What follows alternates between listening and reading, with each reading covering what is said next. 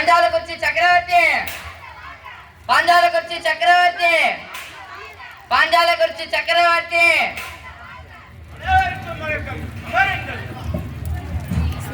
மன்னா, தங்களை காண ஜாக்சனிடமிருந்து தூதுவன் வந்துள்ளார்.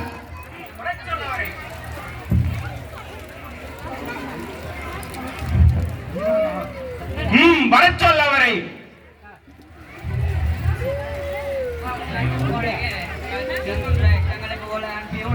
உறக்கப்படுங்கள் பிள்ளையவர்களே, நாடு கேட்கட்டும்.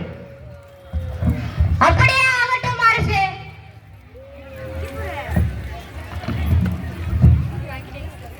முகவாரி உமக்கு விஷயம் பின்வருமாறு.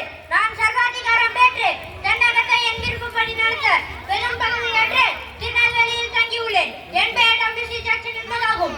ஏனைய பாளையக்காரரை எல்லாம் அரசியல் முறையாக என்னை சந்தித்துவிட்டு வரியம் செலுத்தி விட்டார்கள். நீர் மட்டும் வராதது ஏன்?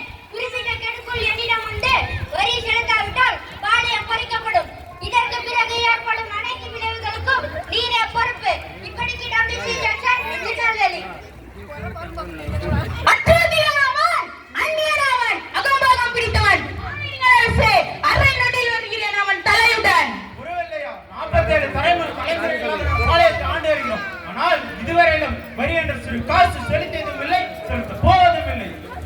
நாங்கள் அறிவோம், ஆனால் எங்கள் நிர்வாகம் பெரும்பாலும் கண்டுள்ளது. பிழைக்காதால் தானே நீங்கள்? பிழைக்க முடியல என்றால் ஓடிகள் உங்கள் நாட்டை நோக்கி வரி என்று கையில் நிற்பதற்கு அவமானம் இல்லை உங்களுக்கு.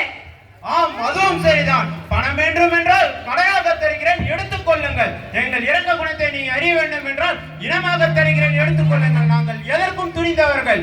இது சிங்கங்கள் விளையாடும் காடு. இங்கு கரச்சனை ஒளி மட்டும் தான் கேட்கும். இங்கு நெறிகள் கூட்டத்திற்கு இடமில்லை. வந்த வழியை பார்த்தே ஓடிவிடுங்கள். இவனையும் ஓடச் சொல்லுங்கள். மன்னா, தூத்துக்குடியில் இருக்கும் ஆங்கில பட்டாள கூட்டத்திற்கு இறைச்சிக்காக மாடுகளை அனுப்பக்கூடாது என்று ஆணையிடுங்கள் அரசு. ஆமண்ணா, நெசவாளர்களிடம் துணி நெய்து தரக்கூடாது என்று ஆணையிடுங்கள் அரசே. அதுவும் சரிதான். அப்படியே ஆணையிடுகிறேன். மன்னா, தங்களை காண கோபாலையர் வந்துள்ளார். வரச் சொல் அவரை. மன்னா, என் பெயர் கோபாலையர். நான் ஜாக்சன் துரையிடம் உத்தியோகம் பார்க்கிறேன். துரையர்களே, ராமலிங்க விலாசம் மேல்மாடியில் தங்கியுள்ள தடைபலமின்றி தாங்கள் மட்டும் தனித்து வந்தால் சந்திப்பதாக கூறியுள்ளார். அப்படியானால் ஜாக்சன் துரையை காண அவசியம் இல்லை நமக்கு. ஆமண்ணா, நீங்கள் தனித்து செல்லக்கூடாது. இது மிக பெரிய சூழ்ச்சி. மன்னா, இந்த சந்திப்பில் கவர்னரே நேரடியாக தலையிட்டுள்ளால் நீர் அந்த ஜாக்சன் துரையை சந்திப்பது சரியே? ஆம், அதுவும் சரிதான். நமக்கு அறிவும் உண்டு, ஆற்றலும் உண்டு. பிறகு அதற்கு நாம் பயப்பட வேண்டும். கோபாலயரை, நீங்கள் புறப்படுங்கள். நான் தெரித்து வருகிறேன். காட்சி 2, இடம் திருநெல்வேலி.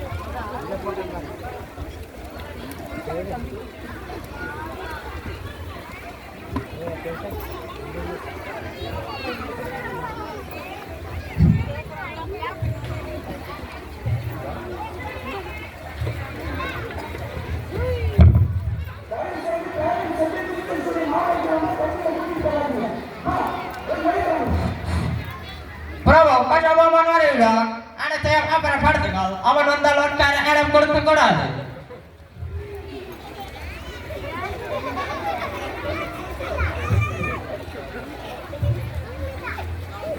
நீர்தான் வீரபாண்டிய கட்டபொம்மன் என்பவனோ?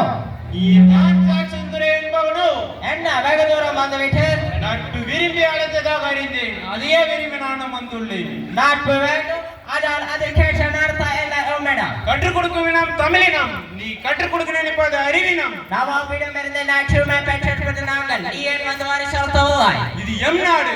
உழைப்பவர்கள் நாங்கள். நாங்கள் இல்லை என்றால் நீ இந்த நாட்டிற்குள்ளே நுழைந்திருக்க முடியாது. உன் மீது குற்றம் சுமத்துகிறேன். என்னவென்று எடுத்துரைத்த கணக்கு கணக்கில் அடங்காத குற்றம். எண்ணிக்கை தெரியாத குற்றம். எனக்கா எண்ணிக்கை தெரியாது. அகம் பிடித்தவனே, சொல்கிறேன் கேள். உன் நிலத்தில் விளையும் விளைச்சலுக்கு கிஸ்தி கொடுத்தவளாய், எங்கள் பேரரசுக்கு அரசாங்க இருக்க திரைப்பணம் செலுத்தவளாய், வெகு காலமாக வரியும் வந்து சேரவளாய். நீ கேட்டதற்கெல்லாம் பதில் இப்ப சொல்கிறேன் கேள்.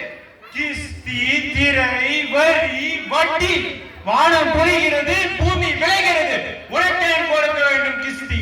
எங்களுடன் பயணத்து வந்தாயா, ஏற்றம் இறைத்தாயா, நீர் பாய்ச்சி நெருமையை கண்டாயா, நாட்டு நட்டாயா, களை பறித்தாயா, கலைஞர் வல்லுநருக்கு கஞ்சி கலைத்து பண்ணாயா, அங்கு கொஞ்சி ஏழையான பெண்களுக்கு மஞ்சள் அடித்து பணிபுரிந்தாயா, அல்லது நீ மாமனா மச்சானா, மானம் கேட்டவனை எதற்கு கேட்கிறாய் திரை, யாரை கேட்கிறாய் வரி? போரிட்டு நெருக்க வைக்கும் மேலை நாட்டு மரவர் கூட்டம் பரங்கின் உடலை போரிட்டு தலைகளை நெருப்பதாக குவித்துவிடும் ஜாக்கிரதை. மீண்டும் கேட்கிறேன், நீ செலுத்த வேண்டிய வரைக்கு என்ன பதில்? மீண்டும் சொல்கிறேன் கேள். இது எம் நாடு, உழைப்பவர்கள் எம் மக்கள். உங்களுக்கு எதற்காக கொடுக்க வேண்டும் கிஸ்தி? எங்கோ பிறந்து வியாபாரம் செய்வது நீ என்னை வரி கேட்பது எந்த வகையில் நியாயம்? நீ வரி கேட்டதும் தூக்கி கொடுக்கணும் ஒன்று தொலை நடங்கி அல்ல. துடிக்கிறது என் மீசை. அடக்கு கணக்கு என்ற நட்பு நாடி வந்த உறவினை தொடுக்கிறது. என்ன மீசையா பொறுக்கிறாயா? அது ஆபத்திற்காக அறிகிறேன். உன்னை சிறைப்படிக்க உத்தரவிடுகிறேன். எங்க வரச்சொல் பார்க்கலாம். வானம் அழியலடா, மரத்தமிழ் நீர் கேட்கும் தொலை தரையில் உருவட்டும்.